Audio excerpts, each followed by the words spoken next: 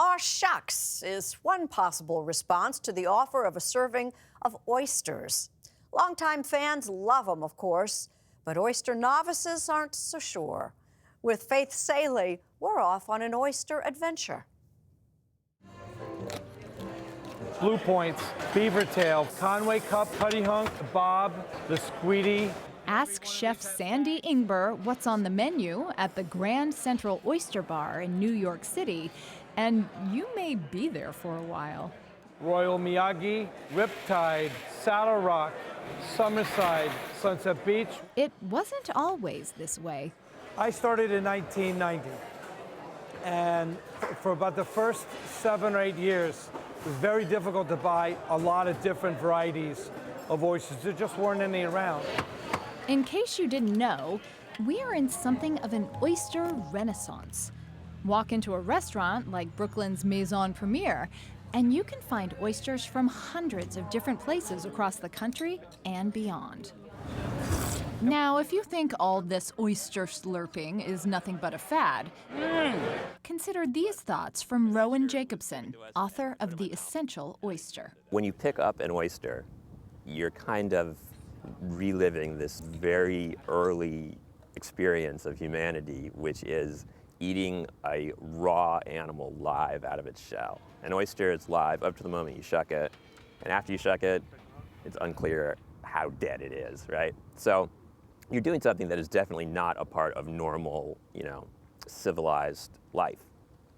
And there's an intensity to that experience. It's just like one-on-one, you and the oyster. And usually you win, but occasionally the oyster wins, and you never know, right? So it really is a rush, like an adrenaline boost when you eat an oyster. You want to hop aboard? And as more and more Americans experience that rush, oystermen and women can't keep up with demand, and prices are higher than ever. But today's story of the North American oyster doesn't begin in fancy restaurants or in the depths of the oceans, but here, where the water meets the land, at America's oyster farms. I'm looking at a farm. Yeah, this is the Saquesh farm. There's the buoys out here. The yellow buoys are kind of the corner markers of the farm. Skip Bennett has been raising oysters in the brackish waters of Duxbury Bay across from Massachusetts' Cape Cod for 20 years, steadily adding new farms to keep up with demand. Since 1995, how much has your business grown? It's grown probably on average about 40% annually. He and his team raised the oysters in their hatchery, then moved them to several different farms in the bay and nearby creek, because it turns out with oysters, not unlike wine, geography matters. Now, are the oysters from your new farm right here going to taste different than the oysters from your original They do. farm? We're already starting to, taste the oysters, and they've been out here for a couple of months, and they taste quite different. So How? it's really has to do with the location, and in oyster farming, it's the salinity and the type of plankton or food that's in the water, and the chemistry of the water. Now get this, oyster farmers never have to feed their livestock. These bivalves consume algae and plankton. They're, in effect, tiny water filters, and so good at it that these oysters can turn murky water clear. Incredibly, a single oyster can filter 20 to 50 gallons of water a day. They are the greenest critter in the ocean.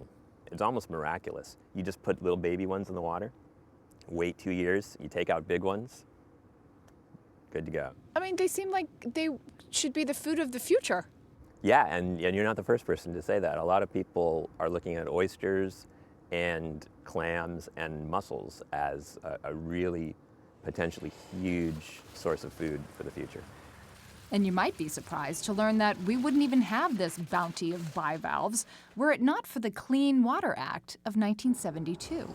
The waters in the Northwest, particularly Puget Sound area, are quite a bit cleaner than when I grew up.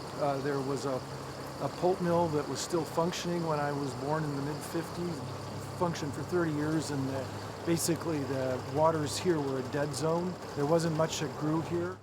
Bill Taylor's family has been raising oysters around Shelton, Washington since the 19th century. Today, just across the bay from the town's closed pulp mill, oystermen work at low tide to harvest Kumamoto oysters, a species native to Japan. We sell around 35 million oysters live each year. That's a lot of oysters. And this is probably the right time to confess that until shooting the story, your correspondent had never tasted a single one.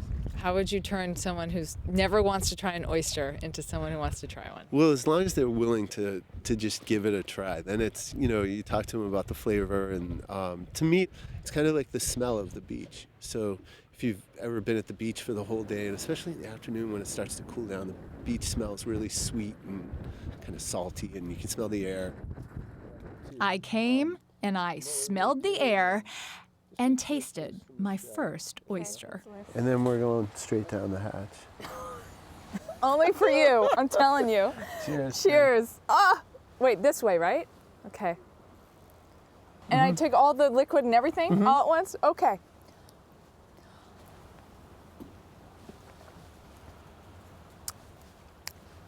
It tastes like the ocean. Yeah, I didn't chew it, I'm sorry. that's all right. Baby steps. Your baby steps, yeah. We're gonna work you into this.